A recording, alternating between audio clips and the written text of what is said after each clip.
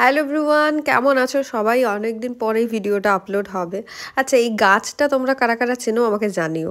আচ্ছা, এই বীজটা দেখে তোমরা নিশ্চয়ই বুঝতে পারছো এটা কি। এটা কিন্তু অ্যাভোকাডোর মাঝখানে যে যে কি বলবো, ওটা আঠিটা থাকে, সেটার থেকেই কিন্তু এটা গাছটা তৈরি করা, চারাটা তৈরি করা। এটা কিন্তু মেঝো মামা পাঠিয়েছে, মার কাছে দিয়ে পাঠিয়েছিল। আর তোমাদের কার কার বাড়িতে শীতকালে এরকম রোজ রোজ ফুলকপি রান্না হচ্ছে, নানান রকমভাবে ফুলকপি ভাজা, ফুলকপি ভর্তা, আমাকে কমেন্টে জানাতে পারো। যাই হোক, আমাদের বাড়িতেও চলছে। আর আজকে বাজার থেকে আনা হয়েছিল তেলাপিয়া মাছ। তেলাপিয়া মাছটা আমাদের বাড়িতে একটু বেশি আনা হয়, কাঁটাটা কম তো। আর বাড়িতে এসছে ধান। আমি এখানে হাতটা দেখাচ্ছিলাম কারণ ধানে একটুখানি ছুলে টুলে যাচ্ছে। বছরে দু একবার আমিও একটুখানি ধানের কাজ টাজ করে থাকি যখন বাড়ি একটু চাপ পড়ে যায়।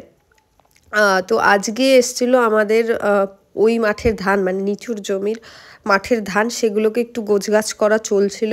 তো এর মধ্যে একটা দাদা এসেছিলো পার্সেল দিতে, ডেলিভারি বয়। তো আমার একটা লিপ বাম অর্ডার করা ছিল, তো সেটাই আজকে এসছে। আর বেশ কয়েকদিন ধরে দেখছি ঠোঁটের মধ্যে কেমন একটা পিগমেন্টেশন মতন। তো ভাবলাম ডাক্তার দেখানোর আগে এটা একবার ট্রাই করি। তো এটা ইউজ করে আমি তোমাদেরকে রিভিউ জানাবো। আজকের ভিডিওটা এই পর্যন্ত, দেখা হচ্ছে পরের ভিডিওতে। টাটা।